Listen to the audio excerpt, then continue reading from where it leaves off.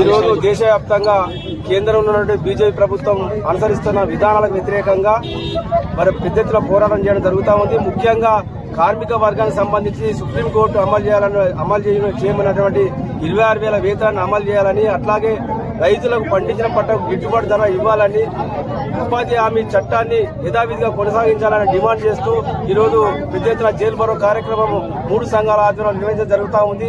మరి ఈ రోజు చూసినట్టయితే కేంద్రంలో ఉన్న నరేంద్ర మోడీ ప్రభుత్వం మరి బడా పెట్టుబడిదారులకు అనుకూలంగా దేశ సంపదను మొత్తం దోషి కార్మిక వర్గాన్ని, రైతులను, అట్లా ఉపాధి కూలీలను వాళ్ళ సంపద దోషి బడా కార్పొరేట్లకు అప్పచెప్పే విధంగా పాలన కొనసాగుతా ఉంది.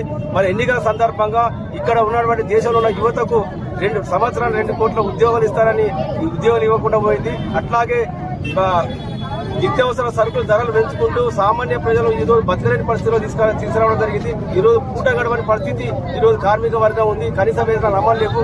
అదేవిధంగా విద్య, వైద్యం ఆ పేరు కూడా అందరి పరిస్థితిలో ఈ రోజు దేశవ్యాప్తంగా ఉన్నాయి. ఈ రకంగా ప్రజా వ్యతిరేక విధానాలు నిరసిస్తూ మరి ఈ పెద్ద ఎత్తున ఆందోళన కార్యక్రమం చేపట్టడం జరుగుతుంది. ఇప్పటికైనా కేంద్రంలో ఉన్నటువంటి నరేంద్ర మోడీ ప్రభుత్వం మరి వెంటనే కార్మిక చట్టాలను సవరించి పాత చట్టాలను కొనసాగించాలని, కార్మికులందరికీ 26,000 వేతనం ఇవ్వాలని, ఉద్యోగ భద్రత, ఆశా, అంగన్వాడీ, అట్లాగే ఉపాధి హామీ, మున్సిపల్, గ్రామ పంచాయతీ కార్మికులు న్యాయం చేయాలని సందర్భంగా డిమాండ్ చేస్తున్నాం. అదే బీడీ కార్మికులకు సంబంధించిన 6,000 పెన్షన్ అమలు చేయాలని ఈ సందర్భంగా డిమాండ్ చేస్తూ ఈ ధర్నా కొనసాగిస్తా ఉన్నాం.